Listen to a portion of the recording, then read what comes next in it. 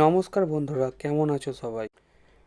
আমি জানি এই চেহারাটা তোমাদের কাছে নতুন, কারণ এটা আমার প্রথম ব্লগ। আজ আমার গন্তব্য হচ্ছে নৈহাটির বড় মা। আমি জানি অনেকেই তোমরা সেখানে গেছো, তাই আমিও আজ সকাল সকাল ট্রেন ধরে সোজা বালি থেকে ব্যান্ডেল পাড়ি দিলাম।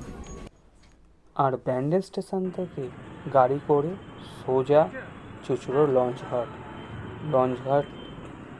যাওয়ার পথে সামনে ব্যান্ডেল চার্চ পড়েছিল।